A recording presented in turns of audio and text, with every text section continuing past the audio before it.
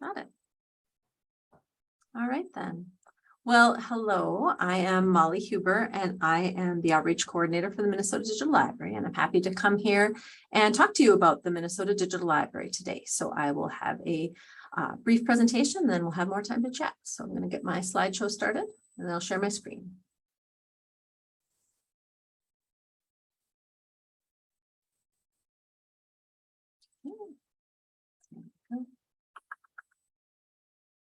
Okay. All right, can you all see that okay? I'll assume you can unless I hear from you. I know you're muted and your cameras are off. So, all right, yeah, see, thank you. All right, so as I said, I'm Molly Huber. And there we go. Oops, that went twice. Okay, so the Minnesota Digital Library is an online collection of digitized archival materials from cultural heritage organizations all over the state. We've actually been around since the early 2000s. And we now have, we've really grown in the years since we started. I've been with the project since 2014, so getting on to 8 years now. These are some of the pictures I took in my travels before the pandemic. I used to regularly go around the state to visit organizations like yours, people who are interested in working with MDL, and I got to see a few roadside attractions along the way as well. But part of what I really enjoy about this job is being able to meet the people and see the places and learn more about all the great work that everyone's doing. So as I mentioned, we were founded as a consortium. Actually, we're now housed at the University of Minnesota, but we originally started as more of a loose consortia of about 5 organizations around the state, including the U, St. Cloud State University, the Minnesota Historical Society, the Iron Range Research Center. There were a number of groups, and our first project was our digital collection, which was then called Minnesota Reflections. And we started out entirely grant funded with a number of LSTA grants and other things like that. When legacy money came online in about 2009, 2010, then we became primarily legacy funded. So we continue to this day to be primarily funded by the legacy money from the legacy amendment. Because of that change, the University of Minnesota started acting as our primary fiscal agent, and we became administratively housed here at the U. So I'm actually talking to you from the basement of Wilson Library on the west bank of the University of Minnesota in a very small presentation room. But we have many projects. I work with over 200 contributors, now not all at once, but we have a very robust network of organizations that we work with, as I mentioned earlier. Our contributing organization types do tend to fall in about 4 main categories. So it's about almost half historical societies who often have archival collections of their own. And then another solid third are archives, and the rest are kind of libraries and more generally focused museums. I also have a very small sliver of work with, because I can work with any nonprofit organization basically around the state. So I mean, I also work with churches, garden clubs, hobby groups sometimes. Anyone who's got important cultural groups, like I recently got a proposal from the Danish American Center here in the cities. So anyway, a variety of groups that represent the history of Minnesota. Anything in, of, or about Minnesota is what we collect. I don't know how familiar you are with the Minnesota Digital Library, so I thought I'd just walk through kind of who we are and what we have. That's sort of who we are, but what we have and what you can do with our resources quickly here. So our main place to find everything that we have and do is through our website, which is mndigital.org. So we used to be a couple different websites. Now we recently, in the last couple of years, aggregated it all into a one-stop shop where everything you need, MDL, is all in this one place. So I recommend checking it out. Our main product, even now, as I mentioned, we started as Minnesota Reflections. We have subsumed that name into the larger MDL umbrella, but our main project even now is our collection, is our digital collections that we aggregate from all these organizations around the state. So as I mentioned, I work with, we have 200 contributors currently, but I'm working on some new applications from some new contributors, so it'll be over 200 soon. We have over 55,000 unique items in our collection, but it's actually over 270,000 individual digitized objects, because sometimes we digitize books, or it's not just a one-to-one, each record has only one item in it. So we have a number of compound items and other things in our records. We also, I'll talk more about a collection in a little bit, but to give an overview of what we do, everything that's shared with the Minnesota Digital Library is also shared with the Digital Public Library of America, which is kind of our national equivalent. We were actually one of 6 founding hubs of DPLA, since we were one of the better established digital libraries, statewide digital libraries when they got going. So everything that's in MDL is shared with DPLA and is findable there. So if you were to contribute to MDL, for example, your items would be findable in conjunction with things from the New York Public Library or the Getty or the Boston Public Library. I mean, it's this very big national platform. We also work with some larger organizations around the state to share their collections that aren't necessarily a good fit with our what used to be Minnesota Reflections collection, such as the Minneapolis Institute of Art or some of the like I said, actually Hennepin County Library has some things with us, but then they have their entire collection available through DPLA. We also support South Dakota, some South Dakota universities and libraries in getting some of their materials into DPLA. So that is a service we provide kind of to our small and larger contributors and partners. Our more local projects, because, you know, once you have all this great primary source material, all these wonderful collections, you know, our first focus was like, we just want to get the stuff. But now that we have the stuff, what do we do with it? I mean, 55,000 records is a lot of records. You can't, yes, you're not easily browsing through that. So what are different entry points into our collections? So we've really expanded our digital storytelling recently. And we have a number of projects kind of related to that. But first, I'm going to briefly touch upon our Scan for Keeps program, which is another program that we offer. And this is actually mobile scanning kits that you can borrow for free. We provide a scanner, a laptop, everything you would need to do your own scanning in-house, either your own items or to host community events. And we have a calendar and you contact us and you're welcome to borrow it for days, weeks, depending on how busy we are and how much demand there is for them. So I just want to, not everyone knows about that program we offer, and I just want to make sure that you know that was a thing. So I mentioned our digital storytelling, and coming back around to that, our most recent project, and one we're super excited about that we just actually launched within the last year, is our online exhibits program.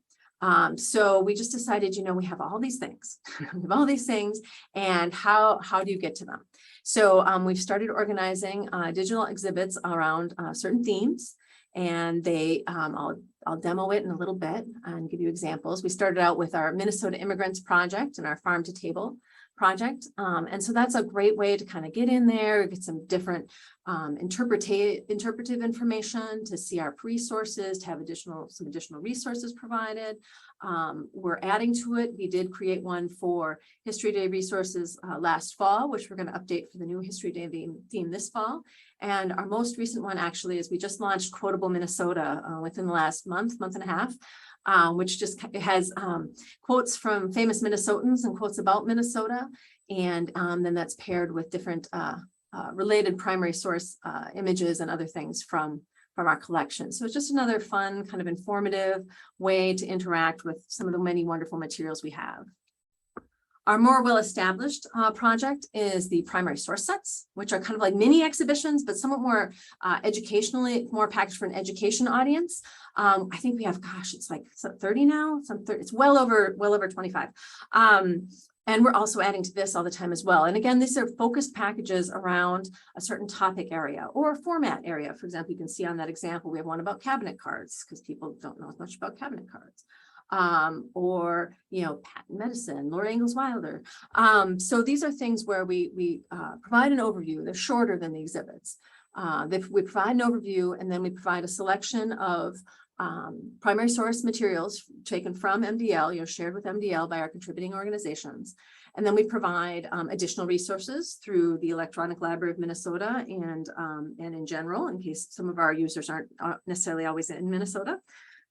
Some think like a historian questions and some additional discussion questions. So this is really kind of an idea for educators of any type to be able to use with students to use as an educational and learning tool. And we have a guest author program with this. So if you're ever interested or know someone that's interested, we also accept ideas, proposals, people writing these too. So it's not just internally generated. I'll show an example of this as well in a little bit. So like I said, kind of our main thing really is just our collections. And then we have all these other things. So I think at this point I was going to exit and do a little live demo. I'm going to check my, yep, that is exactly what I'd planned. So I'm going to escape from here. Okay, and here's the actual live website. So for example, let's see, I don't have any canned searches. So let's see what's put in Plum Creek. And then you can put suggestions for me if you want in the chat or if things you'd like me to search. So we have our general search up at the top. I looked for Plum Creek because you are the Plum Creek Library System. I know that was very, very facile, but there we are. So 4 things came up and you can see that they're faceted in different ways. 2 of them are maps, 2 of them are images. You can select just the maps if you want. Search through there.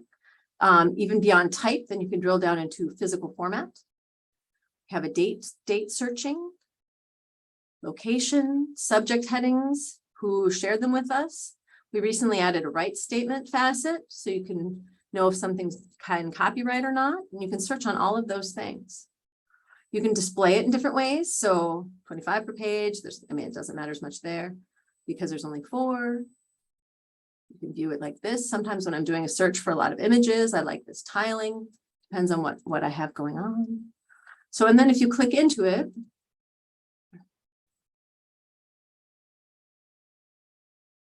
you can see there's information, like I said, about the copyright status. There's sample citations. A little slow, I'm not going to do that right now.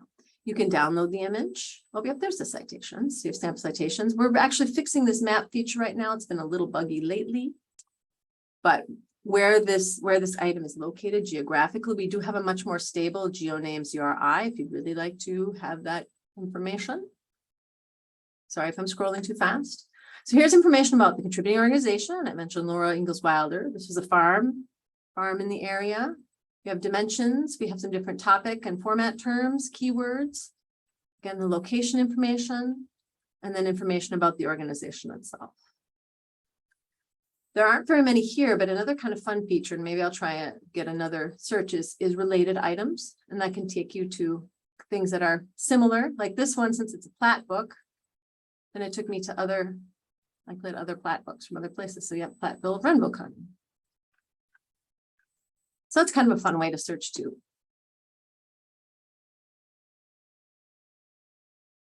And if there's anything specific you'd like me to see too, let me know. All right, so I'd mentioned these things. I'm going to go into the primary source sets first. So this is sort of our landing page for primary source sets. We have a lot of things from the Excelsior Amusement Park, which is kind of a fun topic. So as I mentioned, there's this kind of overview area. Overview text, excuse me. These are all resources pulled from MDL, and if you click on it, it'll take you to the MDL record.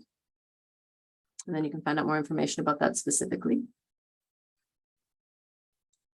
So we have a minimum of 3 and up to, I think, 21 or 30. So it's not so many, it's kind of just a sampling, but enough to give you some information and contextual, some context.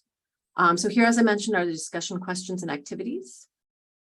Think like a historian, some kind of thought-provoking questions to make you evaluate a primary source as a historian would. Elm resources, additional for people who aren't in Minnesota, don't have access to that.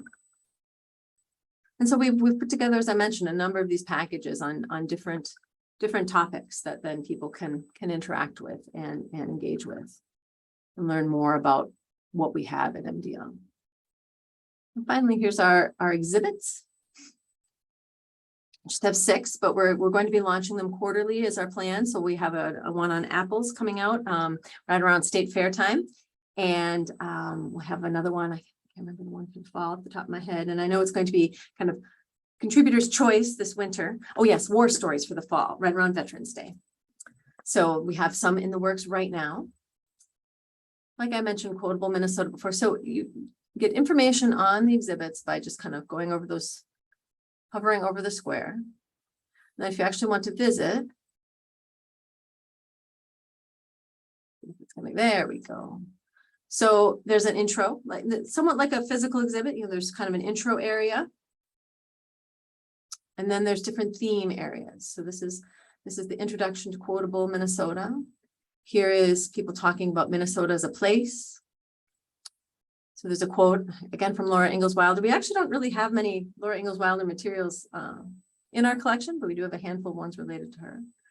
And then some different photographs and other materials that are kind of linked to the feeling expressed in the quote. Even if not, sometimes of the actual location, sometimes of Rachel Keller saying, I'm from Minnesota, I like to be barefoot running through the woods. So then there's woods. But again, it's sort of a unique way to I forgot about that picture. A unique way to interact with our collection and to do that in you know, not just browsing through a number of records, as fun as that is. So if you wanted to, I don't know if you want, that was kind of the end of my formal presentation for now. I do have a few more slides. I could maybe just go through those, and then if we want, we can do more live work. We can also talk about the process of doing work with us. I'll go back to my slideshow. I'll start from the beginning, but I promise I'll get through because I was having trouble with it feeding properly earlier, so sorry about that. So as I was going to mention that we do have various topic searching. We have format searching, topic searching, and contributor searching that you can do. That's one of the ways to get in beyond just the broad search at the top. So I'm sorry I forgot to demo that. But one of the ways we do actually have a whole format area for oral histories. So we currently have 2,409 oral histories in our collection. And again, this is when you go through to the search results. I was showing it as the tiles this time. If you have an associated image, we can sometimes get that to show. If not, it's often we have this audio, but I will click into, we'll go back and we'll do some more live demoing of that. But I just want to show you the rest of my slides before I was done. And then you'd mentioned too about potentially in an email about promoting the Minnesota Digital Library. We do have a fairly robust social media outreach. We're on Facebook, Instagram, and Twitter. And that gets people to know more about us. We were kind of the best kept secret for a long time, we kept hearing, and we decided we didn't want to be the best kept secret anymore. And we've also recently designed some bookmarks. I'd be happy to send you any free bookmarks if you wanted to distribute them at your libraries. We also have posters. Those are all available for free through our website at the address there. I'd be happy to share my slides after if you like. This is at the Minitex website. I should have mentioned MDL is nested within Minitex here at the university, which is then also within the university libraries. You can also just email me and I can get some to you. And then I was going to talk about questions. So I don't know if you'd like to turn on your screen and start talking, or how you'd like to go from here. I will wait to hear from you.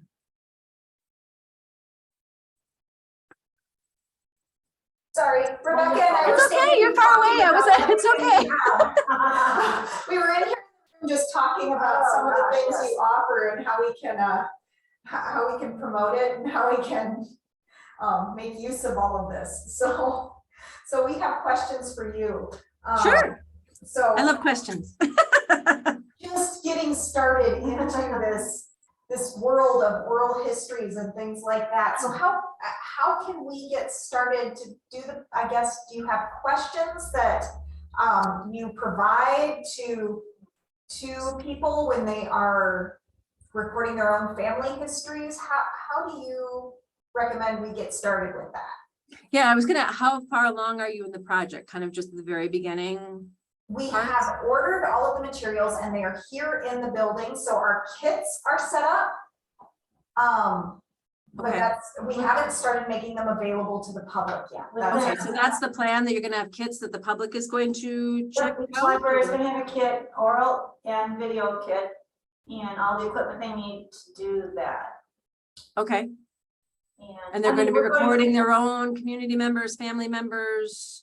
Right, however they want to do it. I mean, we're not going to tell them what they have to do, but we want to give them ideas and then in turn link them to how they can become a part of your library possibly. Okay.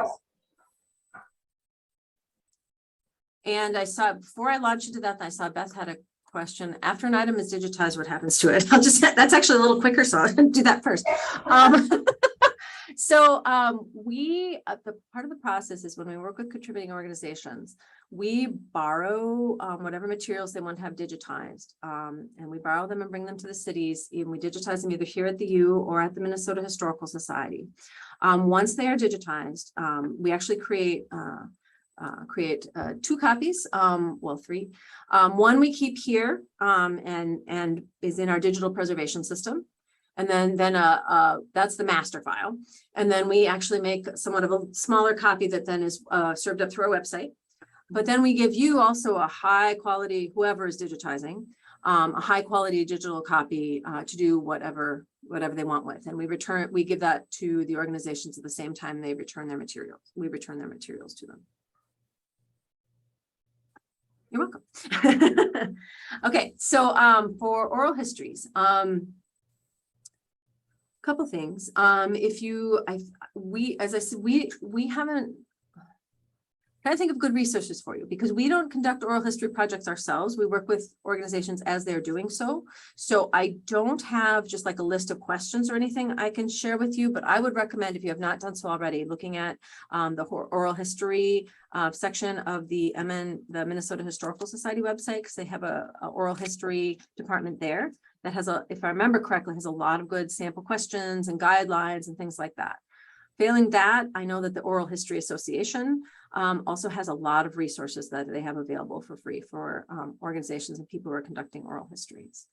In terms of, let me talk a little bit more maybe about what the MDL process is, and then we can talk about oral histories, because if you do want them to come here, which would be great, we do have to have some things up front. So I'm glad you're talking to me about it now, not in terms of like, well, I'll get to it. I'll just say it now, I guess. Anytime you do an oral history with people, we have, you need to get permissions, I guess, from the person being recorded that they're okay with it being shared. So that's really key. I mean, if people are just doing it in their community and they're just going to use it in their community, that's fine. But if you're wanting to share it more broadly on the web, that permission is really important, that you have preferably written permission from the people being interviewed for sure. That they're okay with their history being shared broadly. For MDL specifically, so to kind of run through projects, when a contributor is interested in working with us, there's often a conversation kind of like we're having now, where people say, I've got this thing, I'd like to, I'd like to do this, I'd like to digitize this. We do also accept previously digitized materials, so assuming all of your files are going to be born digital, that's just fine. And assuming that, we'd like MP4s, whatever it is, if it's digital, we prefer the higher quality because it looks better on the website. But if all you have is a JPEG, we'll take a JPEG. It's just, if you're creating it from scratch, it's better to create higher quality to begin with. That also will be better from preservation standpoint for you, because anything like a JPEG or anything like that is compressed and it loses more data over time. So something like a TIFF or as uncompressed of a digital files you can get is much better for preservation, because it's less likely to degrade. So we have a conversation. I say, okay, this sounds like a really interesting project. We talk about what your expectations are and where it fits with MDL. There is an application process. Our application is available via our website. We are just wrapping up this project year. Our fiscal year runs from July 1st to June 30th. And so we'll be starting a new one, technically, usually around August or September. However, if you had an application ready before then, I don't think you would, but I would still accept it. We accept applications on a rolling basis, but I can't always move things forward depending on where we're at in our year. I work with organizations to help make their applications as strong as possible. This isn't a grant. It's not meant to be scary. We try and work with everyone to get their projects to move forward. When an application is ready, I actually send it along to a selection committee. There's a selection committee made up of librarians, archivists, historians, teachers, retired and active from around the state. And they're the ones who actually approve all of the projects. I don't approve or, I'm not that gate. I'm the one who brings stuff in and then I send it out for approval. Assuming your project is approved, then I get back to you and say, hey, your project's approved. That's great. I'd like you to fill out an inventory form telling me exactly what you have. Like if I have 25 oral histories, like before in the application, you can say, I've got 25 oral histories with this is broadly what they're about. And this is roughly their length. And then if it's accepted, I come back and say, okay, those 25 oral histories, I need who you were talking to, how long is it, what format, so that way we know we can track it through our process. Again, at this point, this would be the digitization point. If it wasn't born digital, that's actually largely what that inventory is for, is to track things as we're digitizing them. However, it also helps us to track files on this end, because once we get even the digital files, we run some scripts on them and create some technical and administrative metadata here. Then we would connect with you about the description, because that is one that we take care of the costs of usually the digitization, but we take care of any associated costs and also provide the platform afterwards and the preservation. But we do ask that the contributing organizations provide descriptive metadata to us. And we have a handbook of our metadata. We have a metadata guidelines, a handbook available via our website. And we also would share it with you at that stage in the process. We provide one-on-one training about what we need to match our spreadsheets that then we can upload into our content DM instance. And so it's usually stuff like description, title, date, location, those kinds of keywords, so that things can be found. Because, it's, as it's one of the, sorry about my camera being funny. One of the differences between like a physical library and a digital library is you can't just browse the stacks. You have to have the descriptive words, otherwise no one's ever going to find anything.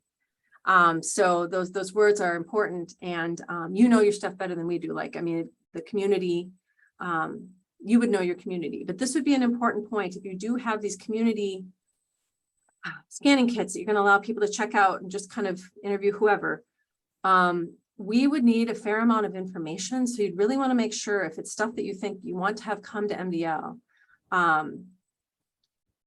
you would need to make sure that they're find out who are they interviewing, I mean, that kind of that information, and we could work on that in advance to make sure that those people are asking and recording the right questions to make it something that would match the metadata that we would need to take it into our resource. So that would be something to think about.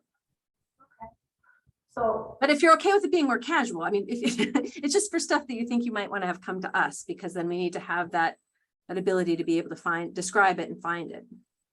Can any individual do that? It doesn't have to come through a library, right? Well, yes. And I can't work with individuals. So it would have to be through your library. Okay.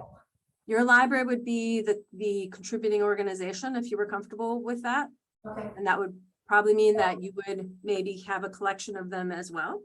Sure, we could offer to coordinate, and get a group after a certain amount of time, and that meeting annually or something, and then apply to have them. Okay, that answers a good question there. Yeah, like for example, there's a number of state parks we've been working with recently who have also been conducting community oral history projects, and so then the state park, they're the ones actually doing the interviewing, but they are the contributing organization. Like Whitewater State Park is one I'm working with right now. So yeah, you would be the contributing organization. You would kind of have control over the local content. Like the people who are checking out the kits would provide a copy of whatever interviews to you that you would maybe hold on to, or. Right, we would need some sort of space where we were storing. Yeah. Well, that shouldn't be hard. We would have, I wish Joel was in the room. I wish he hadn't had to make another phone call, but we would have server space. I think we could find to store something like that. And I'm not sure if we'd be looking at a lot of that, but if we worked with. Well, and not even so much the digital, but just maybe, I don't know, then some sort of that you would be the organization. Somehow somebody had a question about permissions going forward. Like sometimes you get people saying, hey, I'm really interested in this oral history. Can I talk to somebody about it? Sure. You know what I mean? We want to be able to direct them back to you. We tossed around the idea of partnering with some of the historical societies, the local ones. They probably already are doing some of that. They might be, but they might really appreciate having partners, because they're often spread very thin. I think that would be as you know how it is with smaller organizations. Yeah. So we might do something like that, And we love partnering would be great. I mean, that's something we really want to encourage. Maybe certainly have a theme or something that fair memories of the fair or something. Yeah. I was thinking about libraries, but that's even better. That's what I'm thinking about right now. Right, but I think that'd be a great idea. That's even better. In Southwest Minnesota. Right, that sounds good. Okay.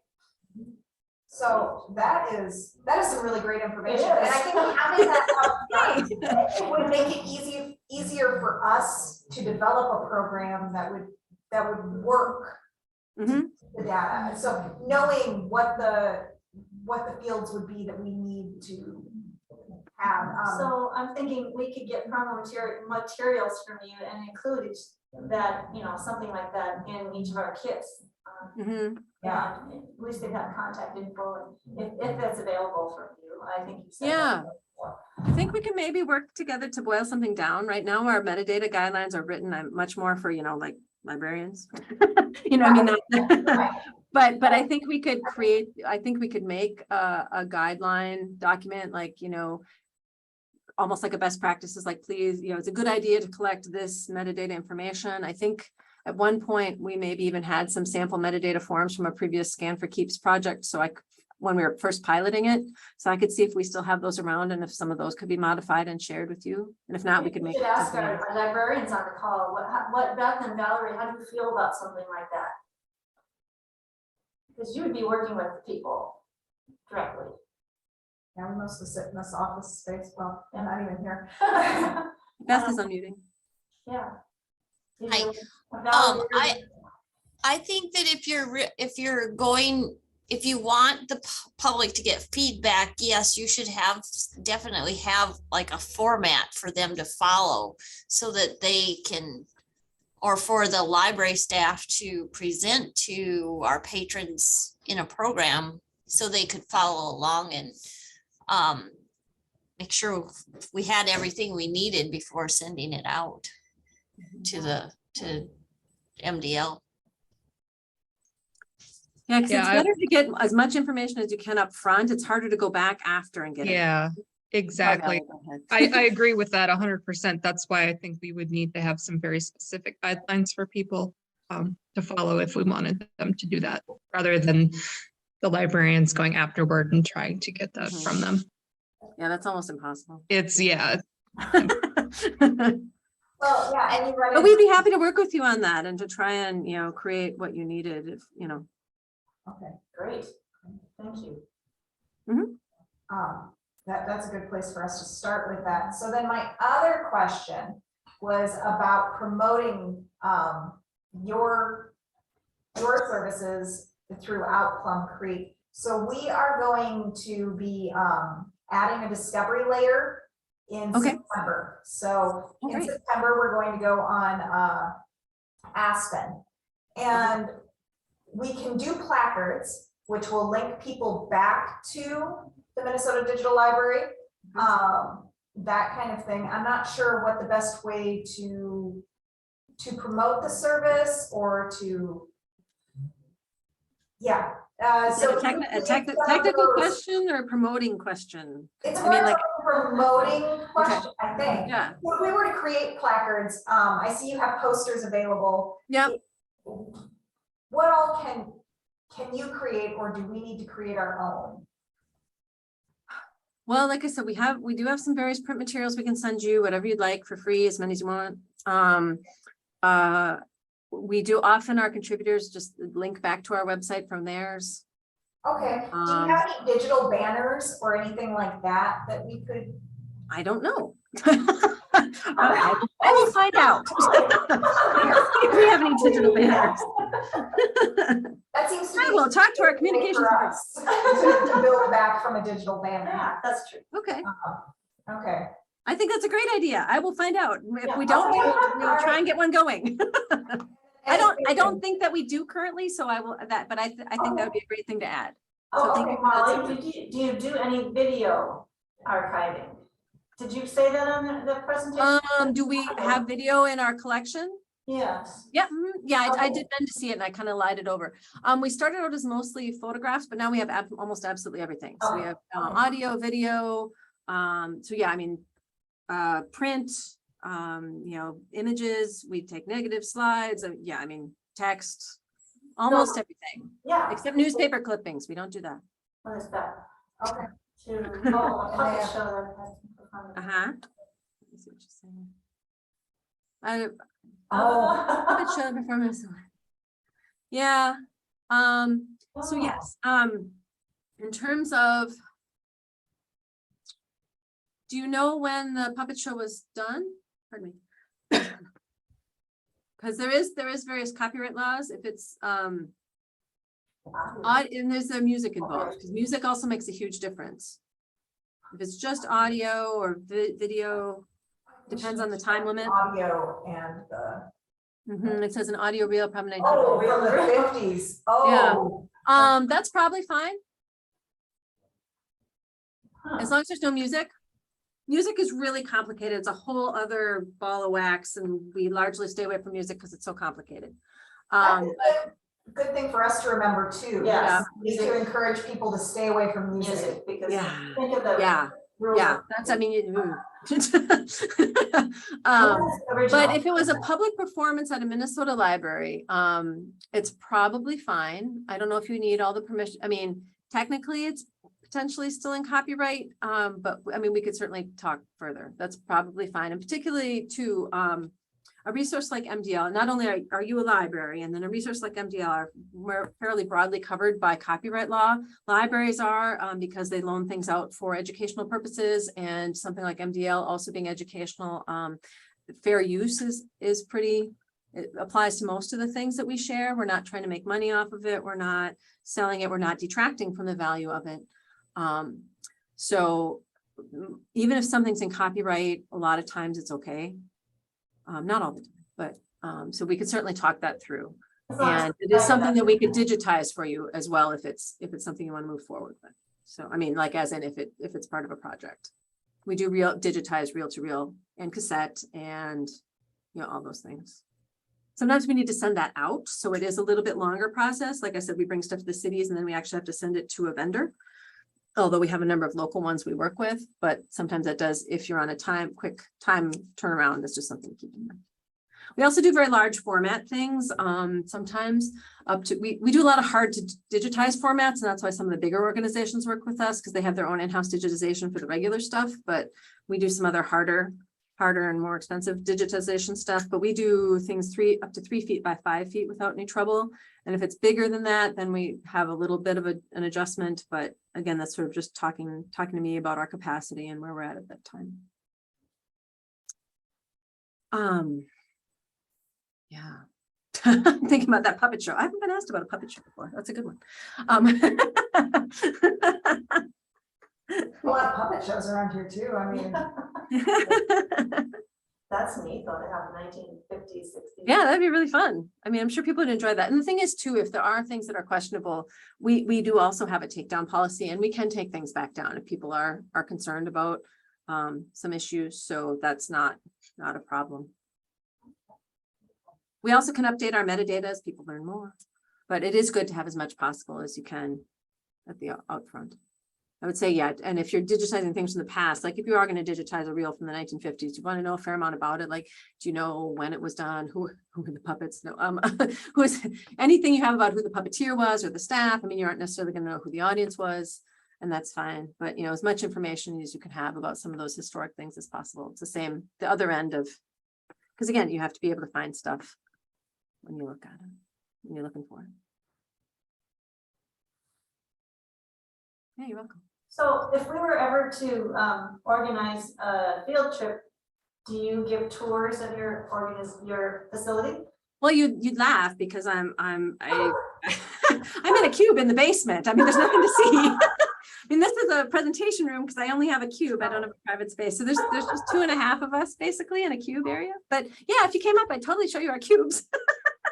Yeah, anyway. But I could show you the scanning center and stuff too, actually. Yeah, you'd be welcome out to come up I anytime. was thinking librarians, we could do a legacy trip or something up there, if that would be. Yeah. Have lunch. Maybe visit the history center and. Yeah. and- Yeah, no, I'd be happy to show you. And I mean, potentially if you wanted to see the scanning center that we use at the history center too, I could, facilitate a tour for you over there. Very great. Yeah, no problem. Yeah, it's not very exciting. I always talk about, we're this We have big some- statewide organization and I'm in this little cube in the basement of Wilson. Yeah, we have a Yeah. small stick. Yeah. It's No very window. small. but. Yeah, there's basically there's me and then there's a metadata librarian, and until recently it was just the two of us. And now we have a part-time program assistant who does a lot of our digital exhibits and our social media and that kind of thing. So she's been helping with a lot of our digital storytelling, which has been great. You Yeah. do fabulous work. I'm excited. Thank you.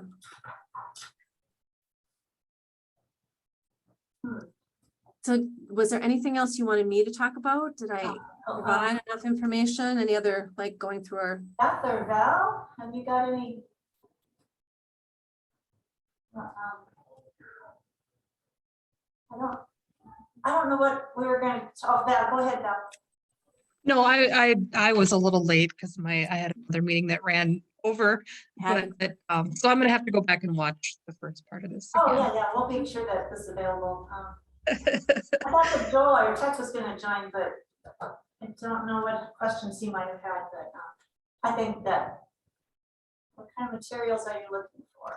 Well, pretty much anything. At this point, one of our focuses is underrepresented and underserved communities. I mean, and that can be a diversity thing, but that can also be areas that aren't as well represented. I mean, we do have things from all 87 counties, but some counties much more than others.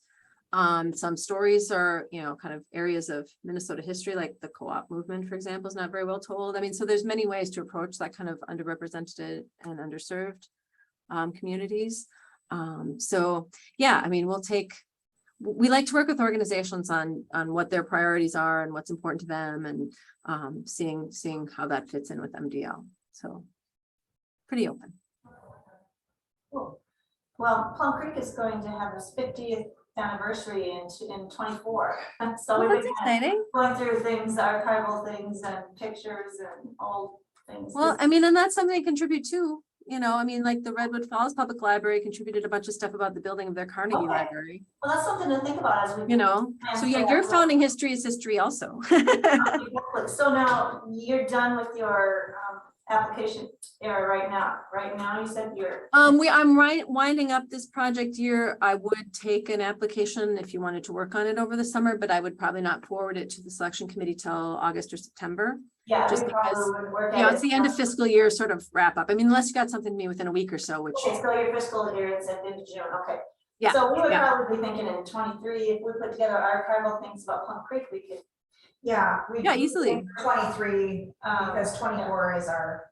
Yep. Sorry. So And it does take a number of months, so I would just say, We're going through stuff and, yeah, you could start going through stuff now, and you could have an application ready for me in the fall, and that would probably give us time to get through the whole process and get everything up online well in advance of your anniversary.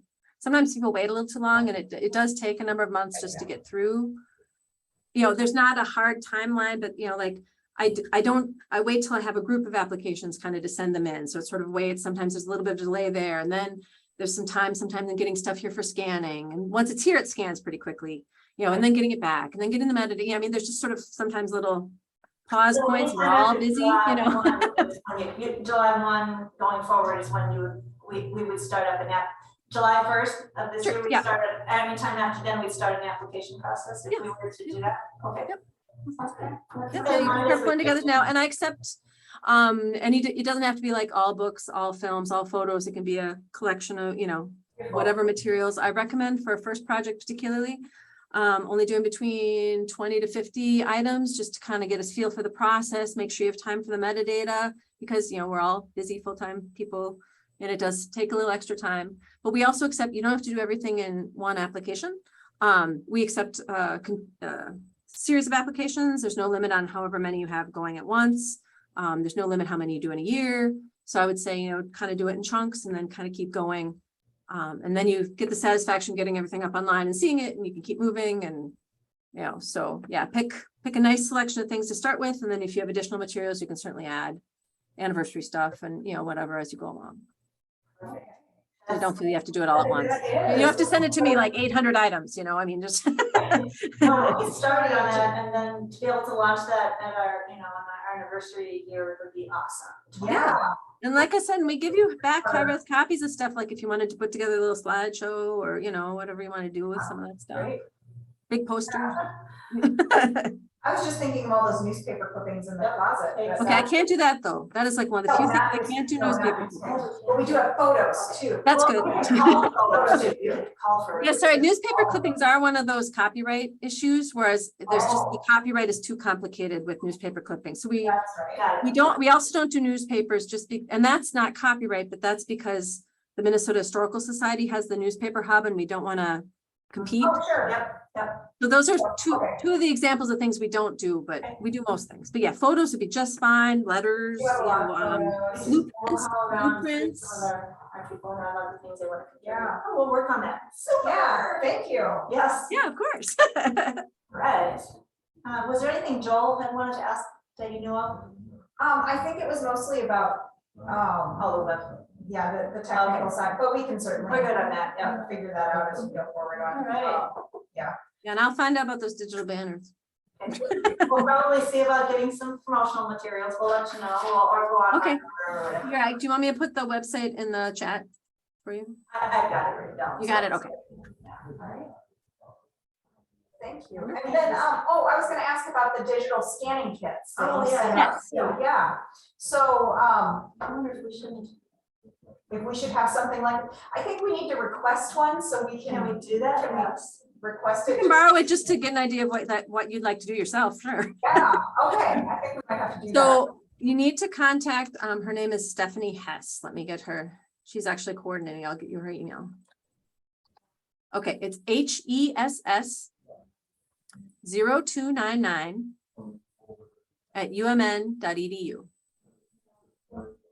And she's the coordinator for that program. So reach out to her and she'd be happy to hook you up.